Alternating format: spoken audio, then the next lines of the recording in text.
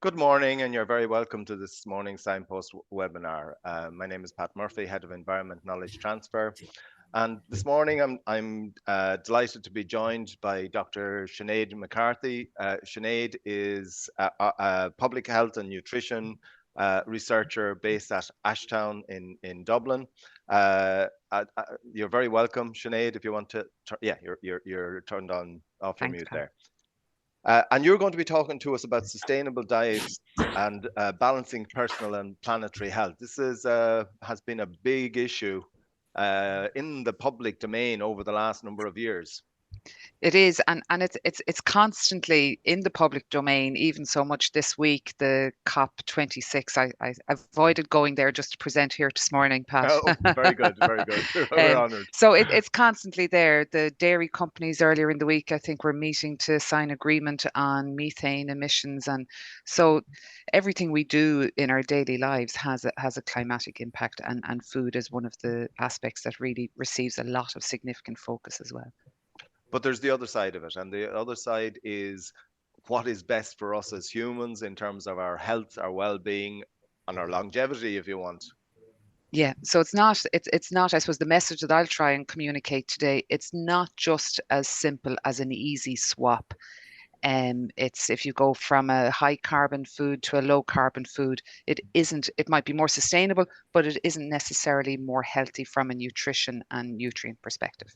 Okay, and I suppose what we're looking forward to from you is a very balanced Yes. discussion on it, because some of the discussions in this space can be very much to one extreme or another. Yeah, and all of the work that I'm presenting today, I've brought it down into a simple format, but it all comes from published research that I've been working in with other colleagues across Ireland from the universities outside of Teagasc. So this is peer-reviewed research, and it wouldn't get out there unless it was, unbiased and balanced as well. Very good. I'm also delighted to be joined by Seamus Kearney. Seamus, you're very welcome, Thank you very much, Pat. and you'll be helping with questions later on. So, Yeah, so Sinead, without further ado, then, if you would share your presentation, and Absolutely. we'll get the presentation going. And just to remind people that if you have questions for Sinead, to post them in the Q&A, and we'll deal with the questions then after the presentation. Okay, we're seeing that perfectly, Sinead. So if you want to go ahead. Great. Thanks, Million. And thanks for the introduction, Pat. And thank you for the invitation to present to this group today. So, over the next half hour or so, I'm going to bring you through some of the research that I've been working on for the last 5 to 6 years, and trying to get that balance right between the nutrients and food that we need for our personal health, but also then how do we balance out the carbon footprint and the climatic impact, and the planetary health of the foods we consume. So it's a bit of a battle trying to just get that scales in balance there between both sustainability and health.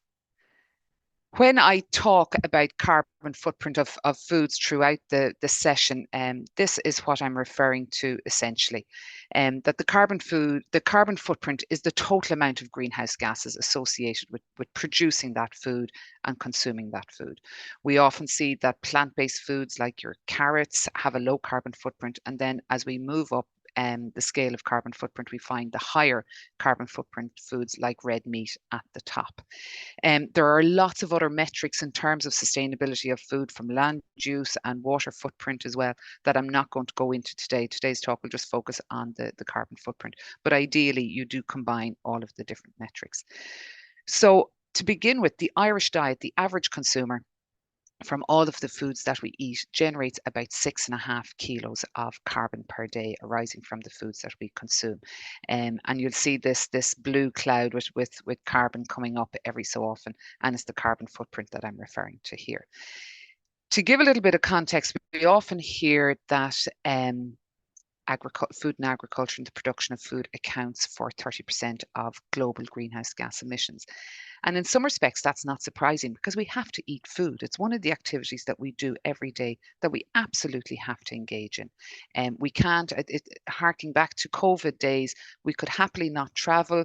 We could happily stay within a 2 or 3 person bubble, a 5K limit. But we always had to get to the shops and get our food. So it's one of the activities we just, for survival, we have to engage in. So to just give a little bit of context to food and carbon footprint, I want to talk for just a moment about the carbon footprint of everyday activities other than food consumption that we actually engage in. So what does 3 kilos of carbon footprint look like, or 3 kilos of what do we do that generates 3 kilos of footprint? So here's the moment. And there's my dog, Molly the collie.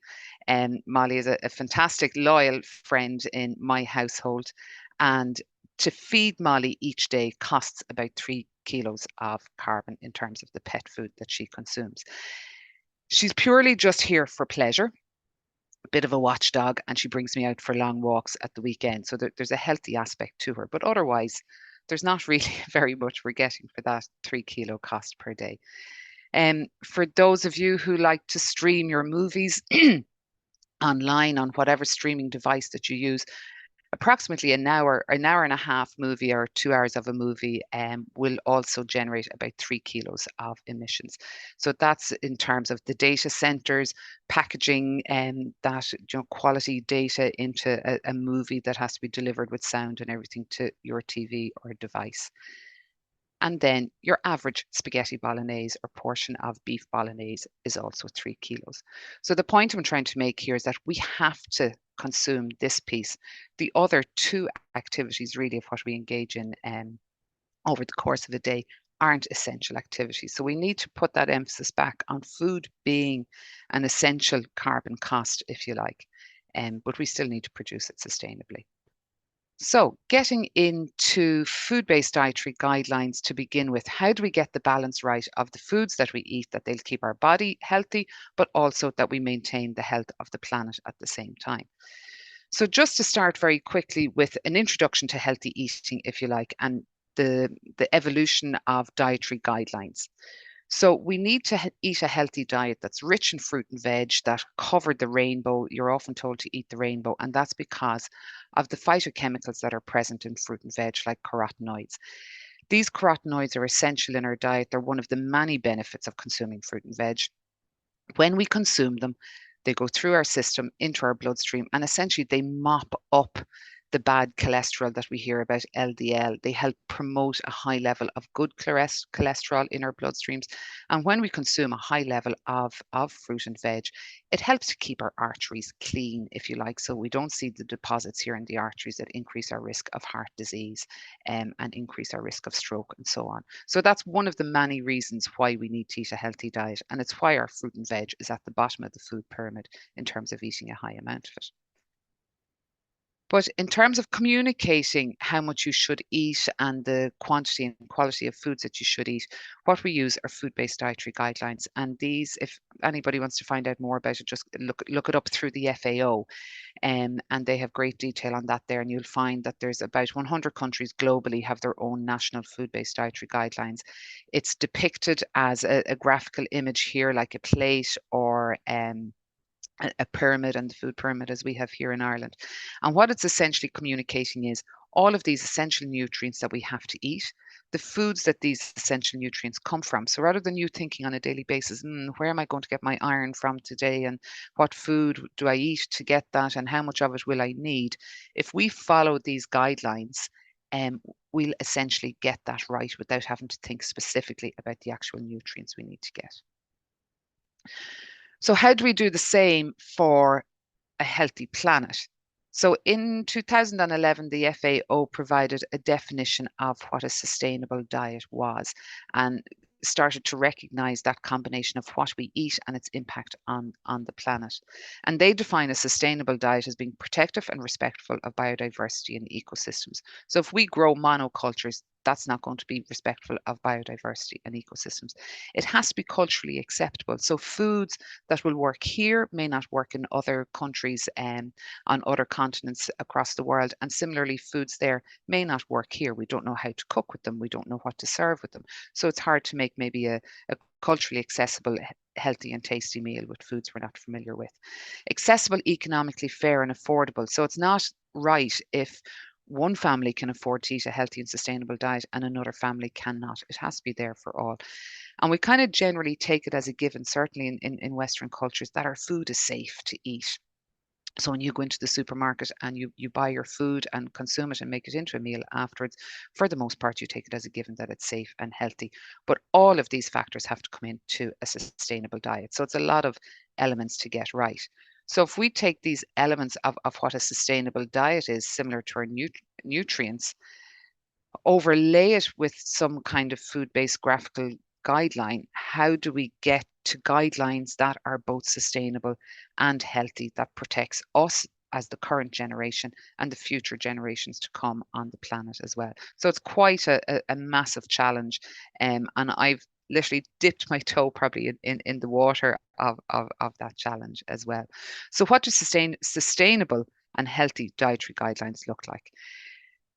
There has been lots proposed that have been met with both positive and negative opinions. The most popular one here on the left of my screen is probably the Eat Lancet report. And the Eat Lancet very much, I suppose, shook up the whole debate on diet and sustainability and got a lot more people talking about it. There are elements of it that are very good. There are elements of it that I feel is very restricted. And there's one aspect, it's 60 grams of potato a day is the maximum that they recommend, which is one of your baby potatoes, if you like, or a potato the size of an egg. Now, I'm not sure how many people would eat potatoes that are that low, and they recommend consuming rice. But the rice has to travel 4,000 miles to Ireland for us to consume it, whereas we can grow the potatoes in our back garden or even on our balconies. And the carbon footprint of both foods is very similar as well. So some recommendations in there are good, but it's next to impossible to provide a global set of recommendations because they won't have that economically fair or that accessible and culturally appropriate piece for everybody.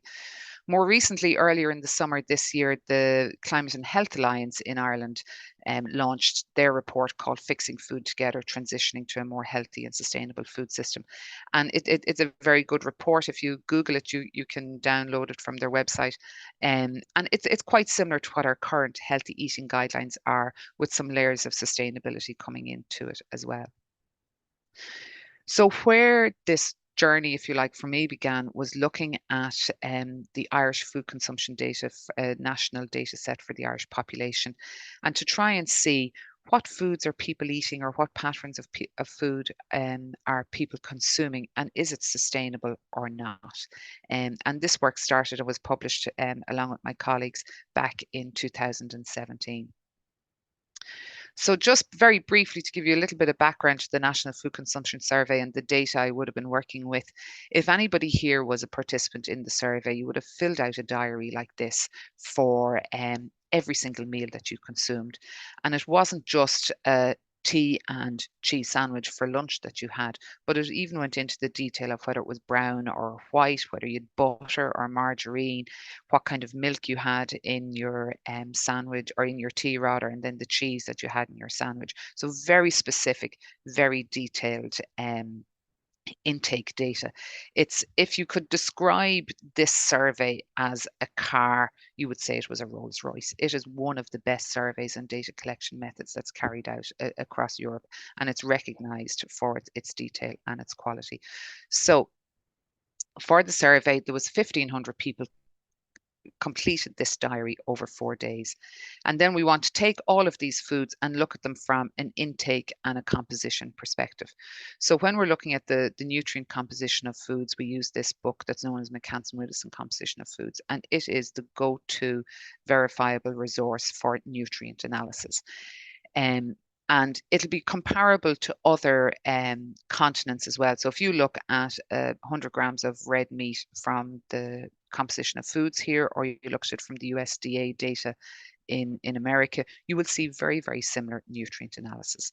So the data entry software that we use takes all of the food diaries, applies the nutrient composition database to it, and we get a file afterwards that has all of the food intake for every day of their recording, and the analysis of every food they ate at every meal over the 4 days. So it's a very detailed, very thorough database.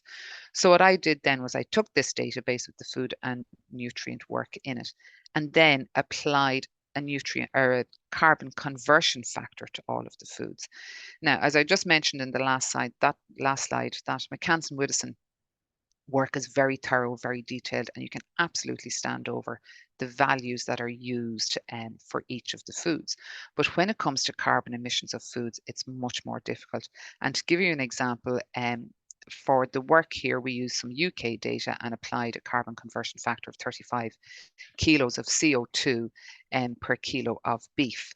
But when you go to the published literature, that can sometimes be presented as low as 20 kilos or it can be as high as 70 kilos. So the variation in the carbon footprint of foods varies greatly and isn't as reliable as the nutrient analysis that we get.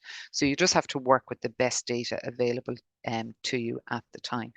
So we took all of the foods that were consumed, applied a conversion factor to them, and you can see as we go from the more plant-based to the animal-based foods that the carbon footprint goes up. And then we looked at the patterns of consumption. So are there patterns of carbon footprint associated with the foods, better, healthier, more sustainable and less sustainable? And we applied statistical analysis to look at the data in this way.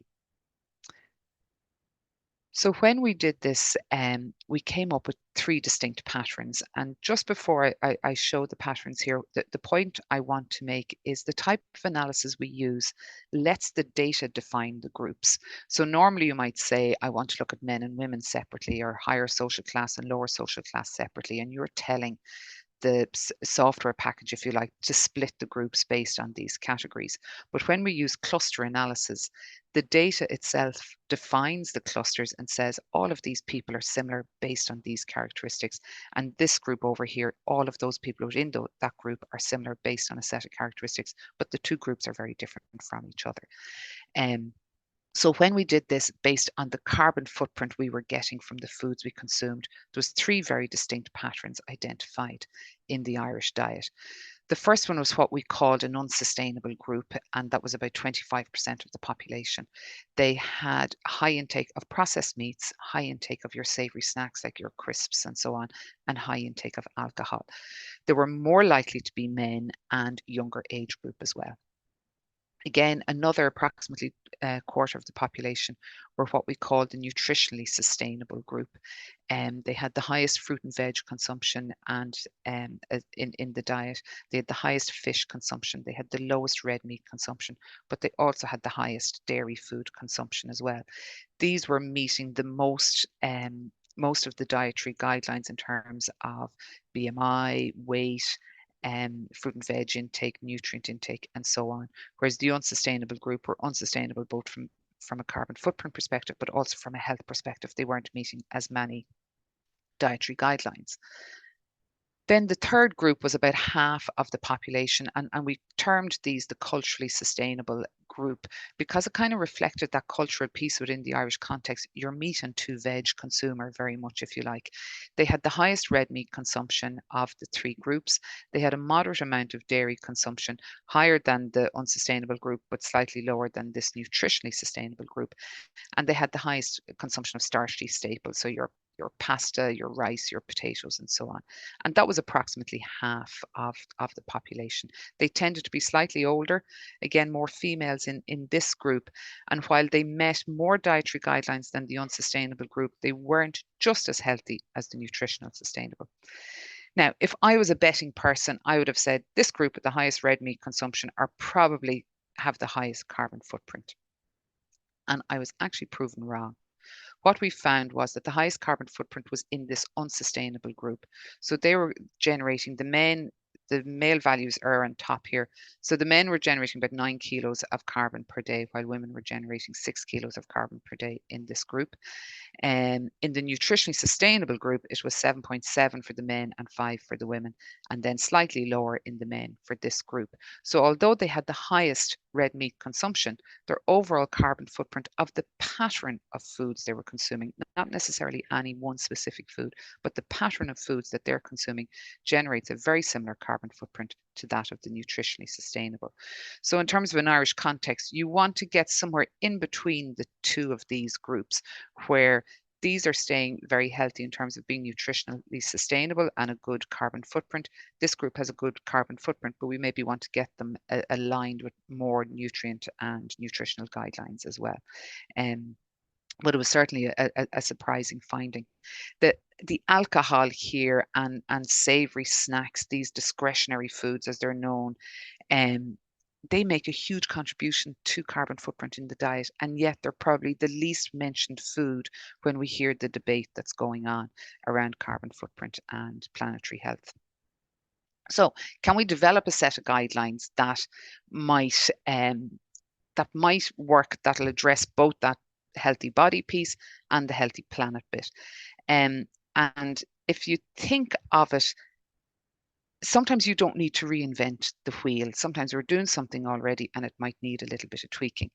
And from that perspective, then I thought, let's take the food pyramid. We're familiar with it for about it. It's been used in Ireland for over 30 years now. When the food pyramid was first launched, there wasn't a mention of dietary sustainability. Acid rain was the environmental concern of the day. So I started off with the objective that if we were to follow the guidelines on the food pyramid and something we're familiar with already, would that also be a more sustainable diet? So taking the food pyramid layer by layer, and if we start with the fruit and vegetables at the bottom, and I showed you at the start of the presentation why it's important to eat fruit and veg, and I'll put my hand up and say I'm guilty of not achieving the 5 to 7 servings a day, but it's something that I cannot emphasize how healthy fruit and veg are and how good they are for you in the diet. But as a population, the average consumption is too low. We're eating less than 200 grams, which is about 2.5 portions of fruit and veg a day. So we're less than half of our requirement.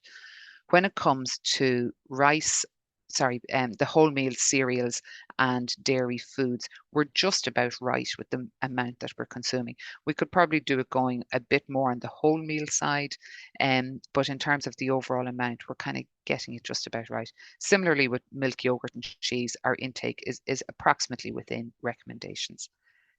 When we get to the protein shelf, we find that we're eating too much from this shelf, a little bit too much. We're not exceptionally out of balance, but we could do with tightening in on that shelf.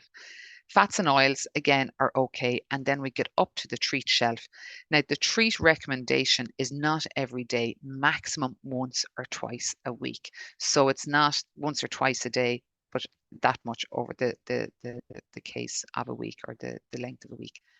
We're eating over 600 grams of fruit and veg, we're eating over 600 grams from this top shelf of the food pyramid every single day. We're eating 2 to 3 times more treat foods than we are fruit and veg there at the bottom of the shelf. So the pyramid is a very solid structure. They've survived in Egypt for years, and that's why it's used as a graphical communication for the balance of foods that we eat. And we can see when we just take out the food pyramid in the background, we're completely out of kilter. It's not a solid structure and it's going to collapse on us. So we need to refine where we are in terms of achieving our healthy guidelines. Now, if we followed the food pyramid guidelines, increased our fruit and veg, brought our meat intake to within what the recommendations are, and halved our discretionary food consumption. Now, even at having our discretionary food consumption, we're going to be outside the guidelines for discretionary foods, but it's a starting point. It's easier to reduce than completely eliminate. So we can see here the light green or mustard colored line is what we're currently eating. We need to have it to get down to somewhere that might approximate recommendations. And then we need to decrease our meat intake by about a portion a day, and that'll bring us down to within recommended intakes. We need to increase our fruit and veg. We need to more than double it. We're only about 200 grams per day, and ideally we'd like to be over 500 grams a day when it comes to fruit and veg. What that'll look like then from the carbon footprint is we can have the carbon footprint coming from our discretionary foods. And you can see here that we have about 2 kilos of carbon footprint coming from these discretionary foods. So we can bring that down to under 1 kilo if we have it. If we reduce our meat by 1 portion, again, we can bring down the carbon footprint associated with the protein shelf. But we need to dramatically increase our fruit and veg, and there will be an associated increase in fruit and veg carbon footprint by virtue of increasing the food. But these changes combined can save us about 1.6 kilos of carbon a day, which may not sound an awful lot, but if you add that up to 365 days a year and we all eat that bit healthier every day, you're saving approximately a transatlantic flight over the course of a year. Now, whether you decide to bank that or spend it on your transatlantic flight, I leave it up to you. But not only are we getting that saving in planetary health, but there's the public health saving that we'll get as well. If we're following the healthy eating guidelines, we're going to have less communicable diseases, non-communicable diseases rather, that's associated with an unhealthy diet like heart disease, obesity, and so on. So it's a win-win situation both for the planet, for our personal health, and even the economic health of the country, because there's less expenditure then on healthcare if we're being more healthy as well. So that's the what we are doing. How do we actually do it then? And the guidelines are actually quite simple. You try to incorporate fruit and veg into every single meal that you can. So have at least half of your plate as vegetables. Add in lettuce, tomatoes, cucumbers, sweet corn into your sandwich. Don't just have the meat. Snack on the healthy foods like apples, grapes. They're really easy and convenient. You can put them in your handbag, your school bag, your rucksack, and bring them to work with you, and you have it there, rather than maybe reaching for the unhealthy snack. Juice we can only have once a day. So if you drink the litre of juice with breakfast, it still only counts for 1 portion of fruit and veg a day. And then having stir fries for dinners. They're just easy ways to increase the fruit and veg. If we think about meat, you have your 2 hands, and approximately 2 palms of your hands per day is the amount of meat that you should be consuming. So that depends on how big your palm is as well. And then for treats, to keep it to the 2 days a week, Tuesdays and Thursdays, Saturdays and Sundays, definitely not today and tomorrow. So just maintain the 2 days a week if possible with the treats, and easier said than done. So going back to that 1.5 kilos that I just mentioned there that we'd save if we were to follow healthy dietary guidelines. That's one approach to being more sustainable, more balanced. And there's a lot of approaches mentioned elsewhere as well. And there's one aspect of this I just want to speak about for the next minute or two. And so should we change the food that we're eating, or should we change how it's produced, and what impact would that have? And it's very easy to say completely eliminate all of the animal protein foods in your diet, replace them with plant foods, and you'll get a saving in carbon footprint. But realistically, how easy is that to implement? Are people going to do it? Changing consumer behavior is like turning a ship. It's very slow and a very difficult thing to do. So what might be the best approach, and what savings are we going to get if we take that approach? So I took the food consumption data and had a wee look with it to see if we could produce our food more sustainably. So before the food leaves the farm, you're looking at about 80 to 85% of the carbon footprint associated with that food happens on the farm. So can we produce it more sustainably? So as a consumer, when I have the food on my plate for dinner here this evening, I don't necessarily have to worry about the carbon footprint of it because I know it has been produced very sustainably. So I've just explored some of those ideas. So if we were to, the first scenario, take all of the red meat out of the diet because it's the highest carbon footprint and replace it with legumes. If we replace maybe half of the red meat with half legumes, keep the diet the same, but edit or modify how it's produced. So if beef or red meat could be reduced by 25%, of its carbon footprint by virtue of implementing more sustainable practices at farm level. And I appreciate that comes with its own difficulties and complications, but this is just a scenario kind of discussion. If we keep the diet the same, but reduce the carbon footprint associated with producing beef by 30%, keep the diet the same, but reduce the carbon footprint by 50%. And this is kind of how it looks. And what you see, this 1.6 is coming up again. So if we were to follow a healthy diet, we can reduce our carbon footprint by 1.6 kilos a day.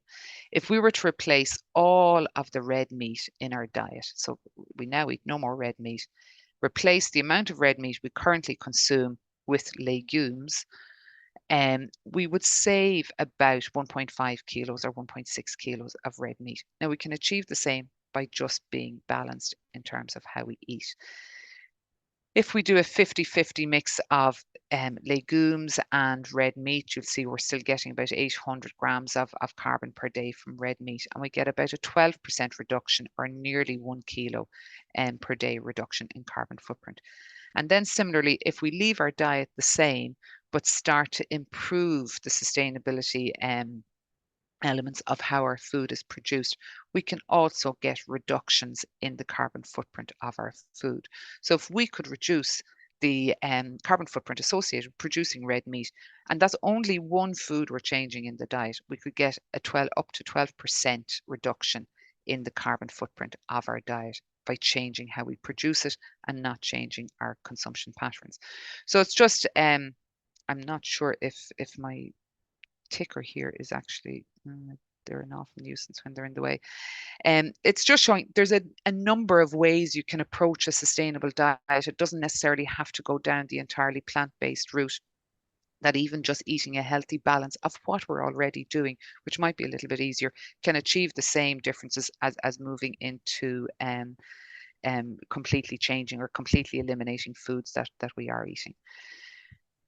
So to just take this a little bit further and look at foods that we eat every day. I love to cook. It's my go-to thing at the weekend. I like to explore recipes and see what I can make for dinner. Now, I'm not going to claim to be a master chef, but there's nobody hasn't come back for dinner again, and usually it's met with success in the household. So here's one idea in terms of how to plan a meal, serve your dinner with a side of sustainability, an extra helping of health, and not cost the earth, literally and metaphorically. This is one of my go-to recipes for during the week. It's easy and convenient, and we'll feed plenty and some left over for the freezer as well. The particular recipe book I use, this is the exact recipe that's in the book for the bolognese, 800 grams of beef and some other ingredients, and its recommendation is that it serves 8 people. When I apply the conversion factors I mentioned earlier to each of these ingredients, add it up, we get about 30 kilos in total for this 8-portion bolognese. And if you do an online shop, I popped all of the ingredients into one of the online retailers, and it was going to cost me €12.83 to buy all the ingredients for this meal. If we looked at per serving, the recipe recommends 8 servings. We get 3.7 kilos per serving of CO2 associated with this dish. We have about 160 per person it's going to cost to prepare each meal. But we get about, this is my fruit and vegometer here, we get about 1 serving of fruit and veg in this meal. If we change it up slightly and add in, sorry, first of all, starting with the beef mince here, if we reduce that to 750 grams from the original 800 and now serve 10 people, that's within that 75 gram recommendation portion that we saw on the health eating guidelines earlier. If we take some extra fruit and veg, and this is what will bulk it out, this is what turns it from an 8-portion dish into a 10-portion dish, add that into the bolognese.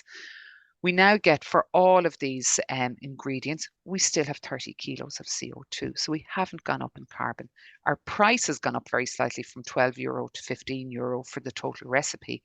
But seeing as we're getting 10 servings, it's actually the same price per serving, but it's got a lower carbon footprint. So being 3.7 kilos in the last slide, it's now 3 kilos for this serving. So we're getting a more sustainable meal and we're getting more fruit and veg into it. So we're getting about at least 2 of our 5 a day out of this recipe here, all in the one go, at a lower carbon footprint and for the same price. So that makes sense from both a health and a sustainability perspective. Then we can start maybe seeing, if we start to include beans in the recipe, what difference would this make? And very quickly, if we do maybe half mince, half beans, we'll reduce the serving footprint to 1.8. So we're going from 3 down to 1.8, and it's slightly cheaper at €1.27. If we replace all of the 750 grams of mince with the same amount of beans, we reduce our carbon footprint even further, and the cost of the meal for 10 servings somewhat more as well. But and we have the similar fruit and veg, because that hasn't changed, and there's a whole debate that we can maybe discuss another time on whether we consider the beans to be veg or protein. So that stays the same. If we look at the nutrient composition, and this is where we start to see that kind of difficulty between health and sustainability. We see when we go from the 8 portions to the 10 portions, our calories drop slightly because we're bringing in the fruit and veg. Our protein drops off a little bit because of the lower amount of meat that we've put in there. But our zinc, vitamin D, B12 is still quite good. When we bring in the beans, if we have the recipe that's entirely beans, so the 10 portion recipe with all of the meat replaced with beans, we now see our protein drops off significantly in this scenario. We also see our zinc drop off, our vitamin D drop off, which is already low in the population, and our vitamin B12 go down to 0. And then similarly, we see similar decreases if we've the 50-50 meat and beans, where the protein decreases somewhat, and some of the micronutrients decrease in the meal as well. So it's very hard to get that balance right. You need to be aware of what trade-offs you're making, if you like, when you go from one meal to the next, depending on whether it's plant-based or animal-based.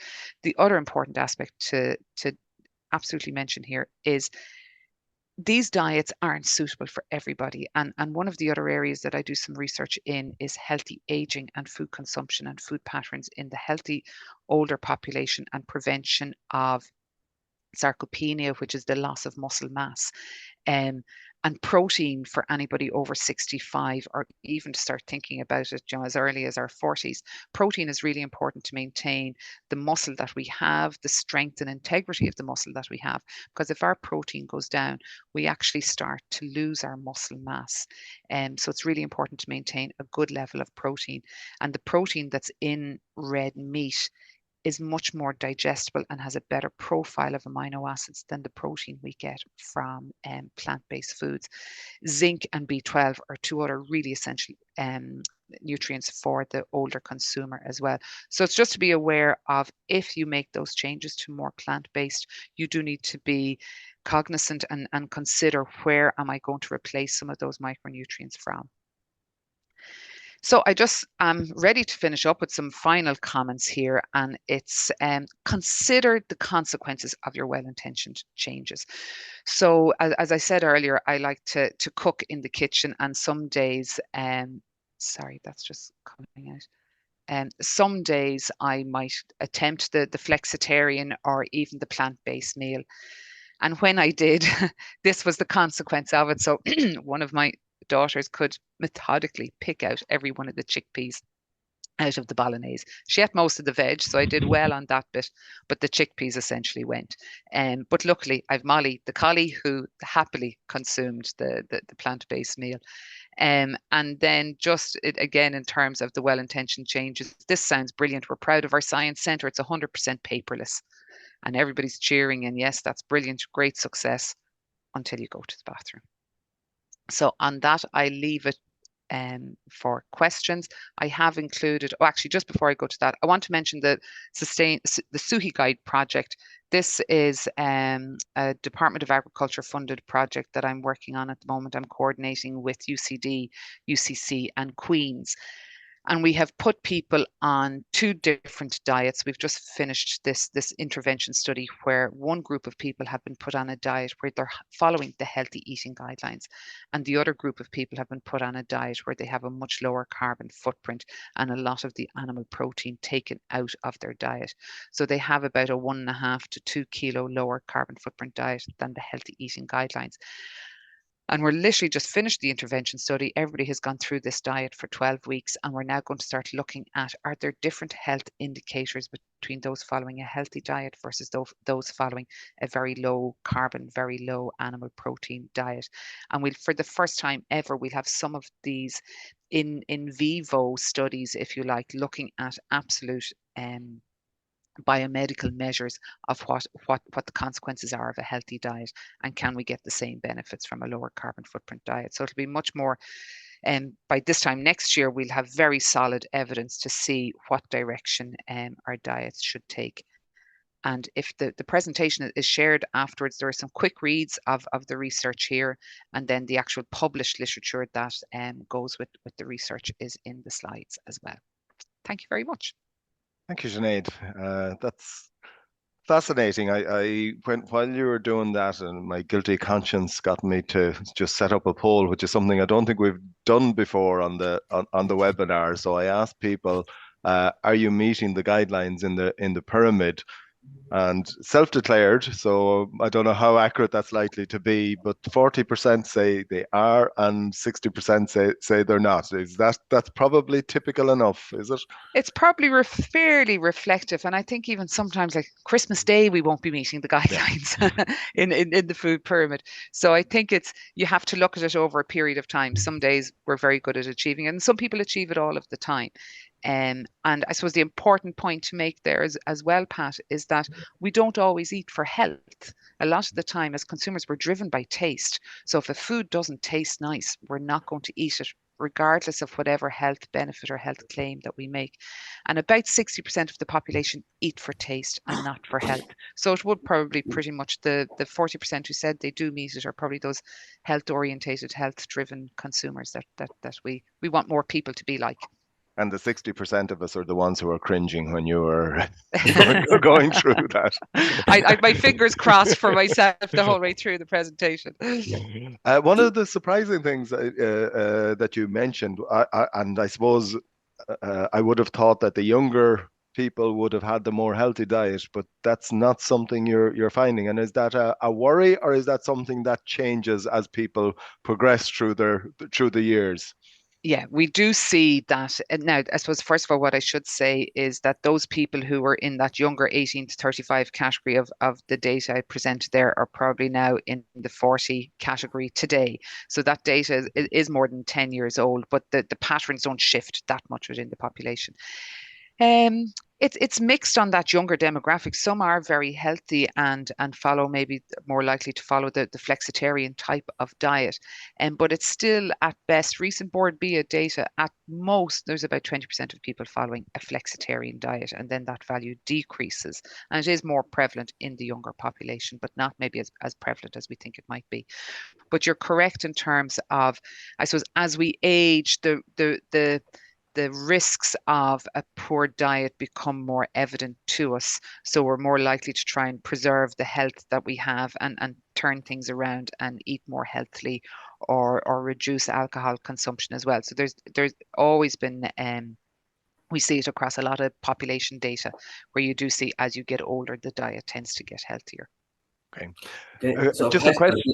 Yeah, a lot of questions coming in. Sorry, you want to ask one first, Pat? Yeah. Yeah, no, just one thing to clarify, and you mentioned the variability, and I suppose it's something I would have seen, the variability in the carbon footprint that's quoted for red meats. And I suppose there's two challenges for you as a researcher, that you have international standards, and you have then, I mean, the Irish red meat is effectively coming in with a 20 kilo footprint, whereas internationally that tends to be quite a bit higher. And the question then arises, what is appropriate to use in the studies, particularly when there's that big of a gap between what's quoted?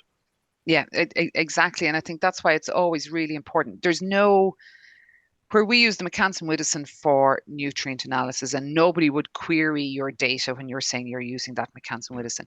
There is no equivalent in Ireland or anywhere else of that book for carbon footprint or any of the metrics for environmental impact of food.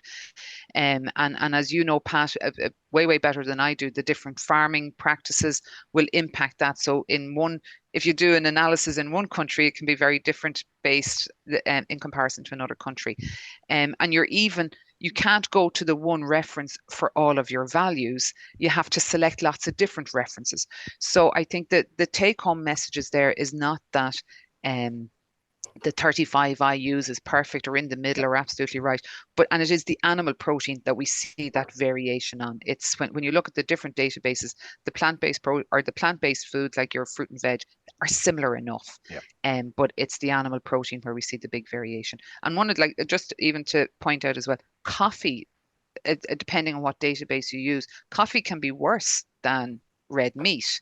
In some databases, it'll give a higher value because if they're taking into account the changes of land use and deforestation, that really drives up that conversion factor of coffee.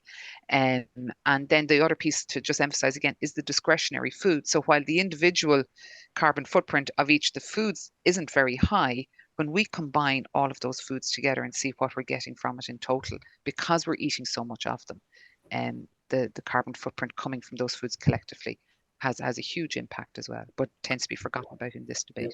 Seamus, as you say, plenty of questions coming in. So if you want I might start from the top there, Pat. So Sinead, given our ability to grow fruit and veg in this country, if we were to move to a high proportion of fruit and veg, how might this affect our carbon footprint? Or would the Irish diet be extremely bland in winter when a lot of local fruits aren't available? Yeah, that's a brilliant question, and it's a huge question. Ideally, you would like to be able to provide the domestic supply of fruit and veg, and that what we would eat would be coming from local growers. And there's putting on, say, a very carbon footprint hat, flying it in from America or Africa doesn't have all that much of a carbon footprint impact relative to growing it locally. So that's one piece. But yet the kind of your intuitive head says it makes sense to get the one that's been grown locally over the road or anywhere in Ireland, really, given our small island, is relatively local. We have put in for funding, myself and some other colleagues have applied for funding within Teagasc to look at that very question. So could we meet that deficit in the diet with domestically produced fruit and veg? And if we were to meet it, what would the impact be? Are we going to have like bland months in the winter where you can't meet demand?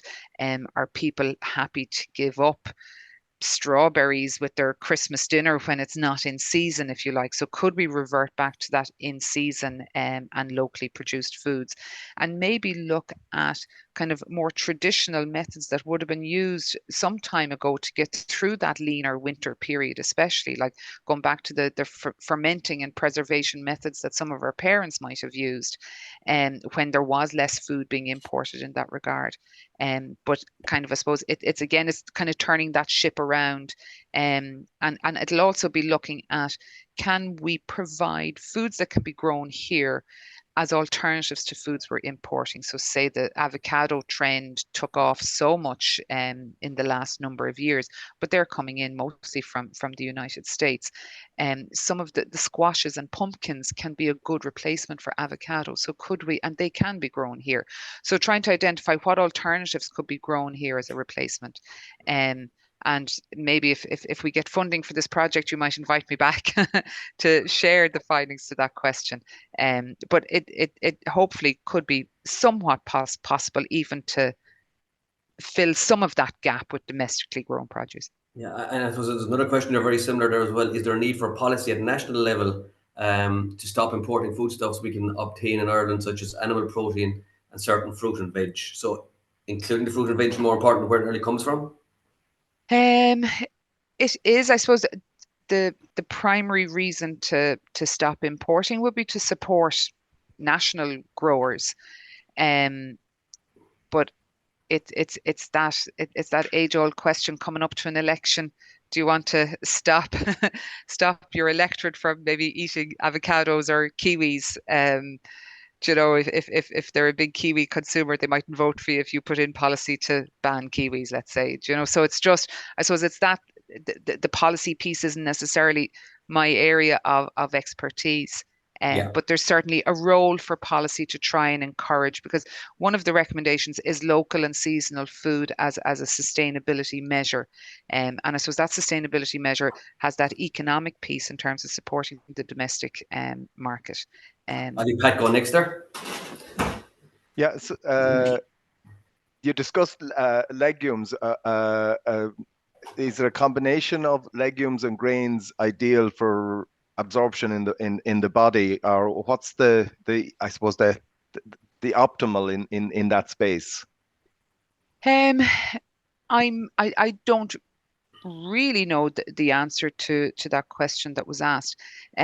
Optimally, it's a balance of all of the foods.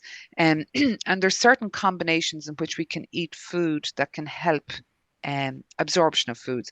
So having tea with your meal isn't necessarily very good, because the phytic acid in tea can slow down absorption of certain nutrients, whereas having orange juice with your meal can help absorb iron, especially the vitamin C in a juice helps. I suppose they get co-absorbed at the same time, and one helps the other. So there's a balance in that respect in terms of getting nutrients absorbed into the bloodstream. In terms of legumes and cereals, it's about keeping within the guidelines of what to eat. There's a question there about I suppose the white meats as opposed to the red meats, and where do they fit in? Are they a replacement? You talked about some of the kind of the essential nutrients that come from red meats. Are they in white meats as well, or is there, I suppose, a mix of both kind of required in the healthy diet space?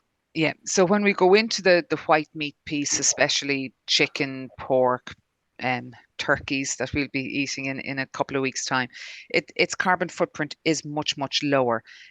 We see about the chicken. I think I might have had it in that little scale. Our chicken is around 7 kilos of carbon per kilo of meat. So from a carbon footprint perspective, it is much lower. But the zinc is the one that's mainly in red meat.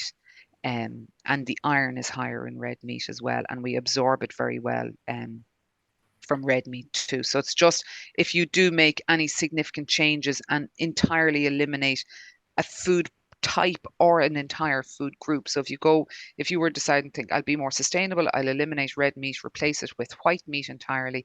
You have to be conscious of what nutrients you're now eliminating as well, and where you will get that alternative source of these nutrients.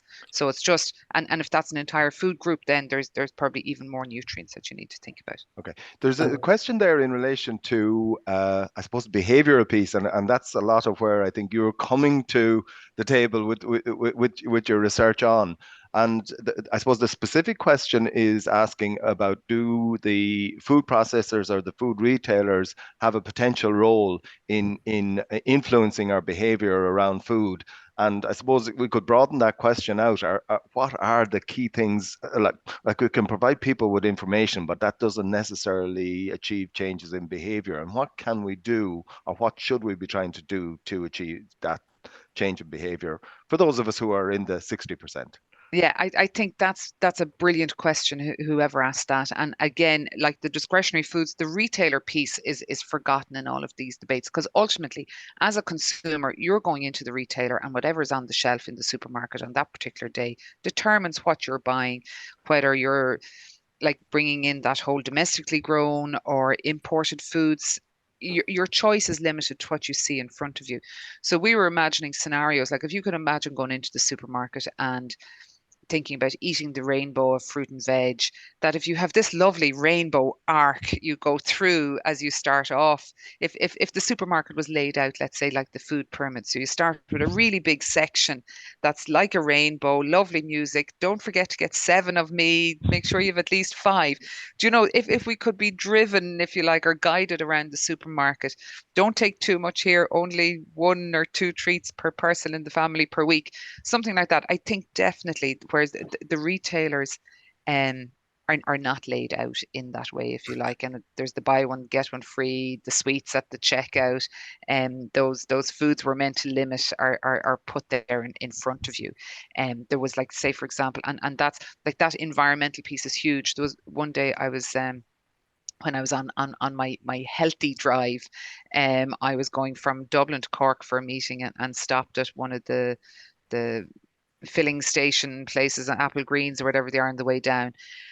I had to actively seek out where was there a fruit bowl that I could get a banana or an apple. I wasn't looking for anything exotic, and I had to go through an entire snake of sweets before I found this very sad, lonely looking fruit bowl with some very brown bananas and apples with a lot of brown spots on them as well.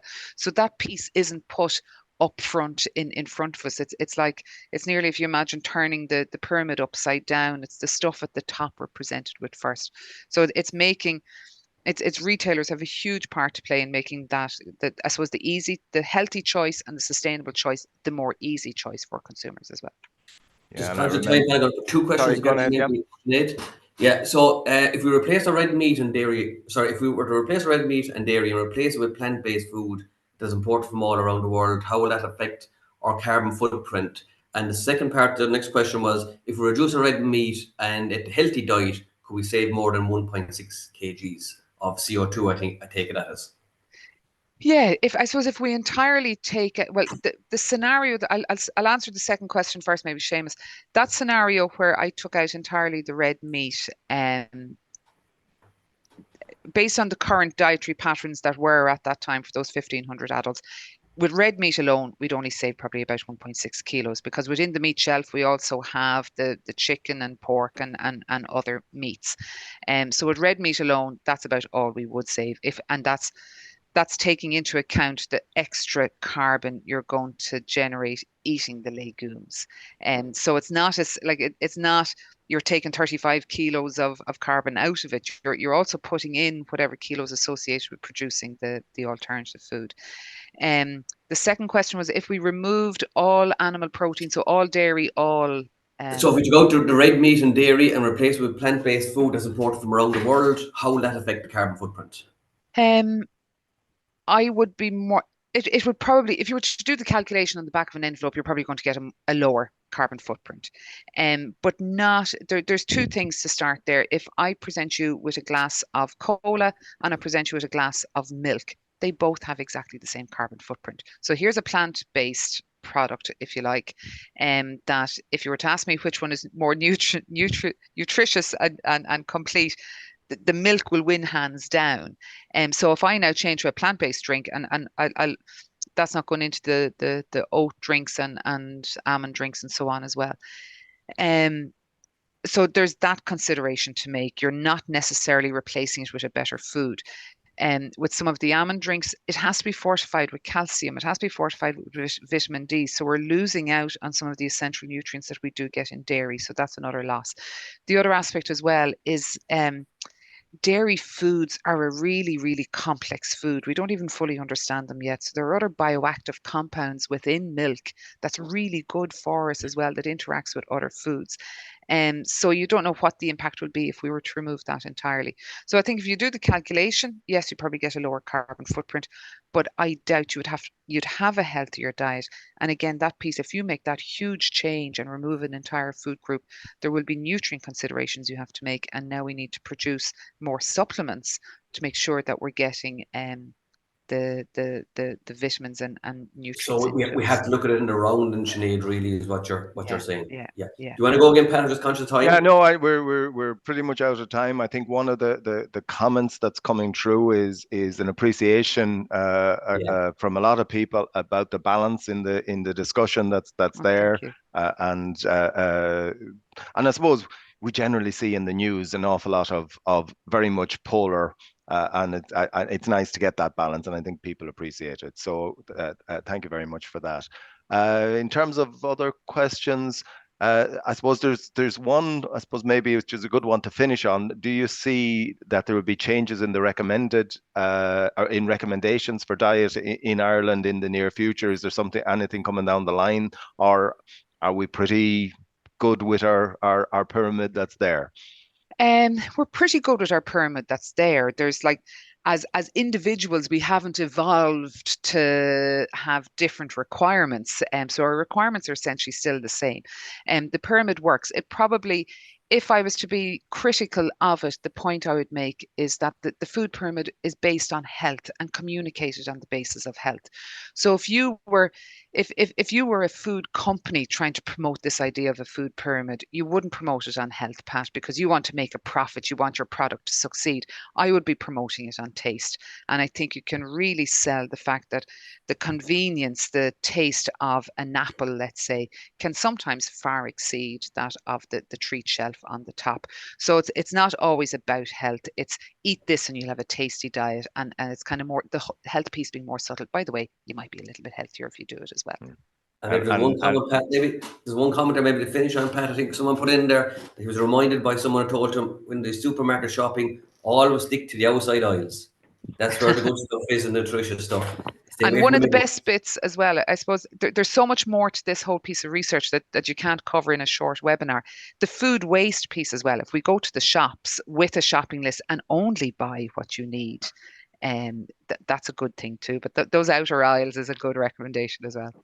Yeah. And I'm reminded in terms of behavior. I remember visiting our equivalent advisory services in Denmark. But on the way in, there was a fruit cart, and everybody was encouraged to take a free piece of fruit as the start to the day. And I just thought it was something really good to get good habits going. Yeah. Thank you very much. Really appreciate you coming in and talking to us. And thanks for the opportunity. You're welcome.